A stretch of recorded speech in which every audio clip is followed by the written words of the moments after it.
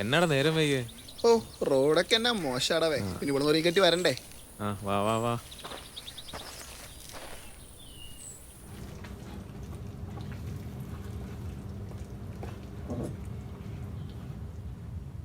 എടാ നീ ഇന്ന് പള്ളി പോയിരുന്നില്ലേ?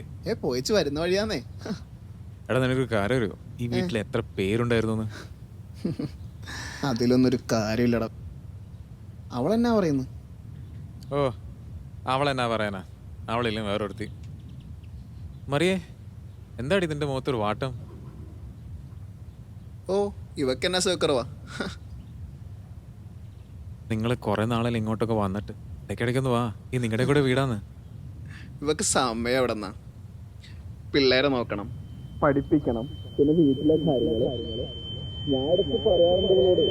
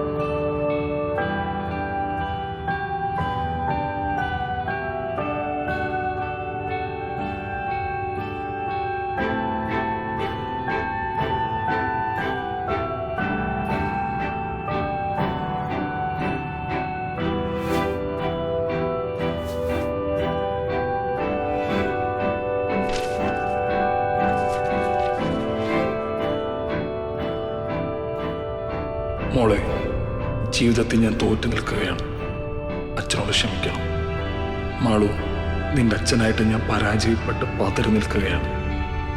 നേരിട്ട് നിന്നോടൊരു വാക്കുപോലും പറയാൻ ധൈര്യമില്ല അച്ഛൻ. അതുകൊണ്ടാണ് ഈ കത്ത്. ഞാൻ നിനക്കൊരു നല്ല ജീവിതം മാത്രമേ സ്വപ്നം കണ്ടിട്ടുള്ളൂ. എത്ര സന്തോഷത്തോടെ, അത്രമേൽ അഭിമാനത്തോടെയാണ് നിന്നെ കല്യാണം കഴിച്ചു വിട്ടത്.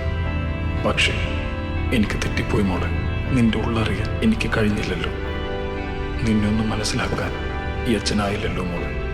എനിക്കറിയാം നീയൊന്നും അവനെ മാത്രമേ സ്നേഹിച്ചിട്ടുള്ളൂ എന്ന്. അവനയച്ച കത്തുകളെല്ലാം ഇതിൻ്റെ കൂടെയുണ്ട്.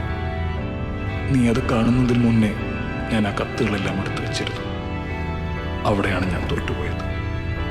അന്ന് ഞാനത് ചെയ്തില്ലായിരുന്നുവെങ്കിൽ എൻ്റെ മോളിപ്പോൾ സന്തോഷത്തോടെ ഇരിക്കുമായിരുന്നു. നിന്റെ ചിരിമായില്ലായിരുന്നു. എനിക്കറിയാമാളൂ ഈ അച്ഛനോട് ഒരിക്കലും പൊറുക്കാൻ പറ്റാത്ത അത്രയും ദേഷ്യം നിനക്കുണ്ടെന്ന്. എന്തൊക്കെ പറഞ്ഞാലും എൻ്റെ മോളൊരു വാക്ക് പറഞ്ഞാൽ മതി, ഈ അച്ഛൻ അവിടെ ഉണ്ടാവും. അച്ഛൻ സന്തോഷത്തോടെ വന്ന് നിന്നെ തിരികെ കൊണ്ടുവരും നിന്റെ വീട്ടിലേക്ക്. എന്ന നിന്റെ സ്വന്തം അച്ഛൻ.